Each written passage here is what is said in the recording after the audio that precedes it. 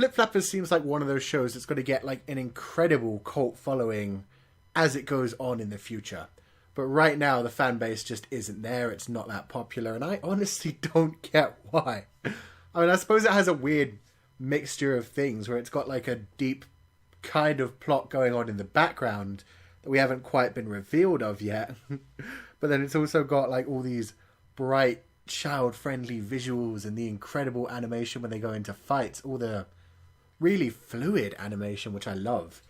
But that then mixed with the very simplified art style is a weird kind of mixture. But I personally love it. I love the way that they move when they're in the middle of a fight. It's like the best moments from a Dragon Ball Z fight, especially in this episode. And I love just the general style that they have when they're more relaxed and more human as well. The way that their eyes and faces are so damn expressive, but everything else is just so simplified. I mean, they rely on quality and things being far away, not having to matter too much a ton, but that's never bothered me in this. Because when they need to switch it up and do some heavy animation skills, they really kick it up a notch and it looks incredible. So yeah, I do think this is one of those ones where once a couple of people, like big name people, have watched it and talked about how deep there are things going on in the background, it will get like a huge cult following. Very similar to Fully Cooley. I mean, it's kind of similar to Fully Cooley as it is now. Like, it's very, like, got the same kind of thing where there's a lot of artistic stuff you can read into it. The plot line isn't incredible and is very ridiculous as it is. But there's stuff going on and a lot of it is artistic and you have to read into it. Once a couple of people have explained that you have to be looking for that stuff, like, a lot more people will be more interested in this and be like, oh, that's actually really cool. Whereas right now, people just aren't too hyped up on it. They're not too interested. Oh, man. So this episode was incredible to me because they went all in with all of the craziness that the series has had so far. I mean, one thing that I've really liked about the series so far is it has a weird underlying sexual tone to it. I know that's not just me saying, damn, the girls are hot, because they're not. They're very simplified designs and they look very young. But just the idea that there's this general underlying thing. Like in the last episode, we had them being bunny girls, them constantly wanting to bite on things, them salivating at the mouth because they wanted to bite on things. It was like a sexual attraction kind of thing. They had to get their mouth around something hard. God damn it. It's true though. I mean, you even had Kokona just looking at objects and saying, it's so big, and wanting to bite it. In the first episode, we just had the general idea of Papika being so in love with Kokona, always wanting to grab onto her, attach herself to her.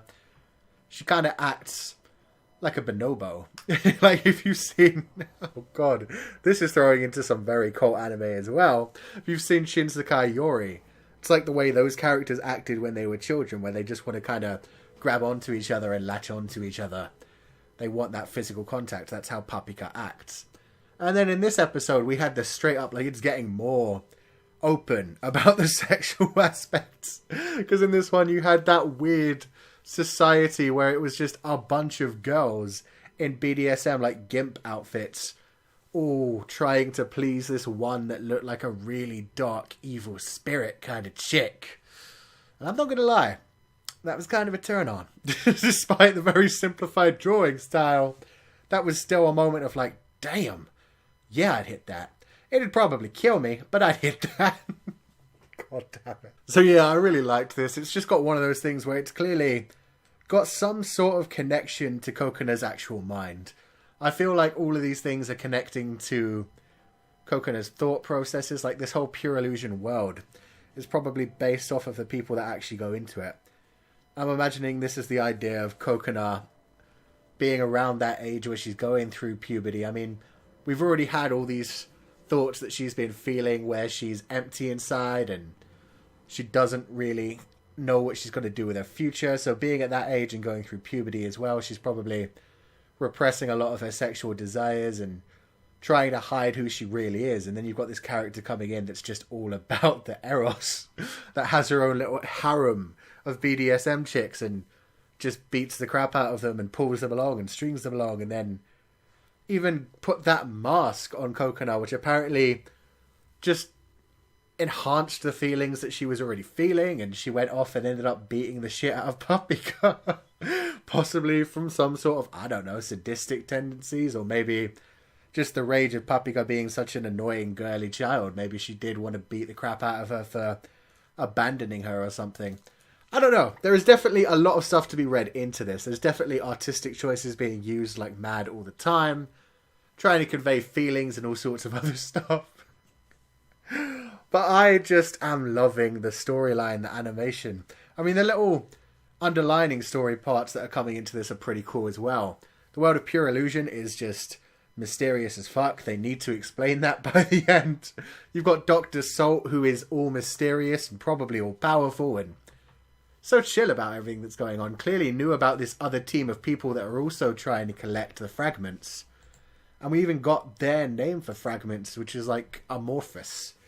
They talked about the fragment of Amorphous that they were trying to collect, and we found out that the other girl, like Kokona's young childhood friend, is working for this other group as well. And it makes you wonder if that's why she's actually been so into Kokona and so protective of her. Did she know that Kokona had this power to do a full dive? And they talked about the full dive thing as well. They talked about how Papika is one half of this person that can do a full dive, and I'm guessing that means you can go even deeper into Pure Illusion or like fully become a part of the world. I don't know.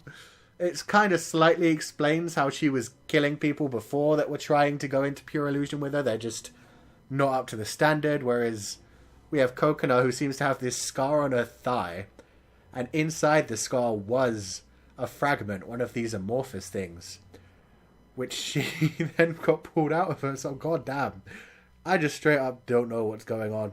It feels like this is all connected to Kokona's past as well, and possibly something she's forgotten about, possibly something to do with why her parents ended up dead. And I mean, even the final shot with her grandma seemed to just be so understanding of the whole situation.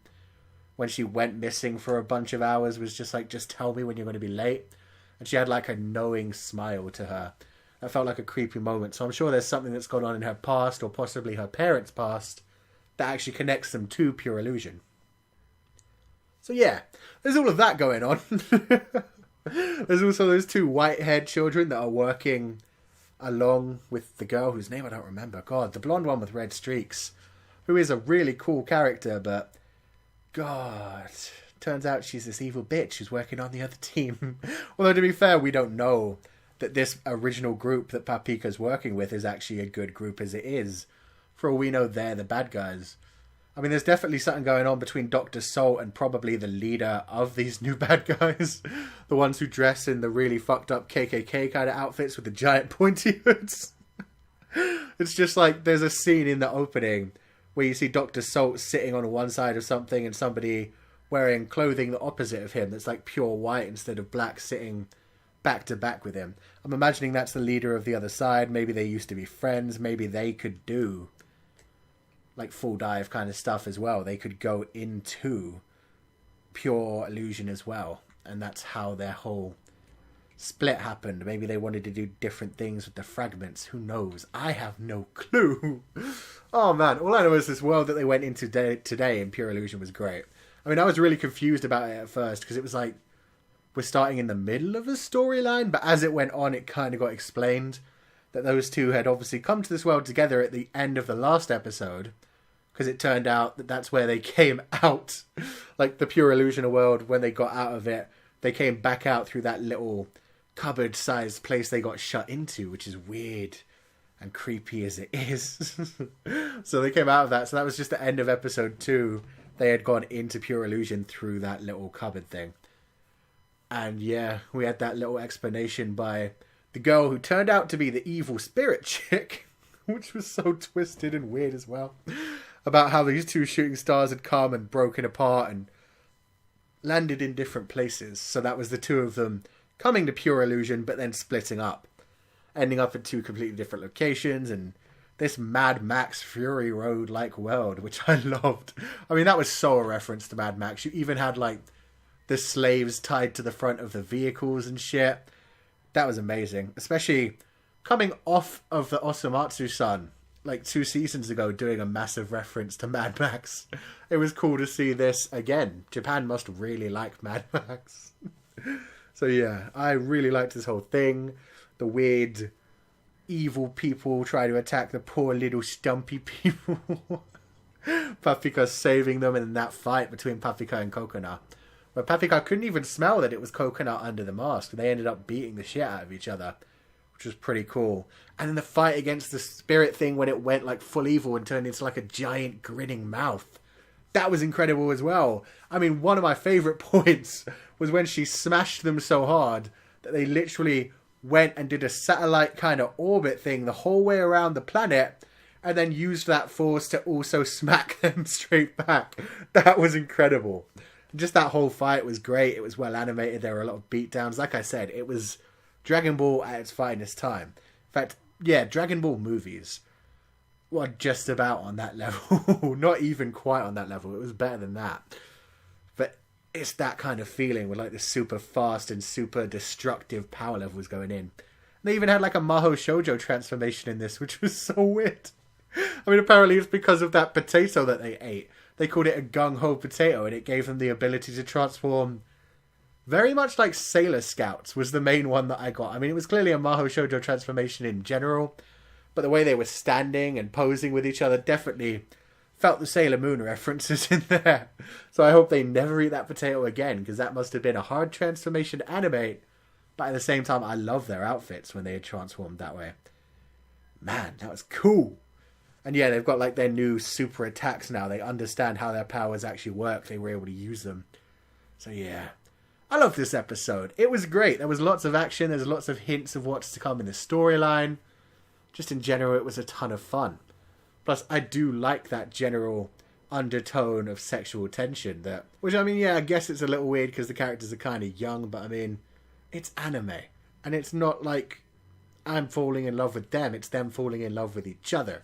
So I'm cool with that. So let me know your thoughts on this episode. If you enjoyed it, then let me know what you thought in the comment section below. If you could read more into the artistic stuff that was going on, let me know. If you enjoyed this review, wreck that like button like you mean it. Subscribe if you haven't already to see more. And I will see you guys next time.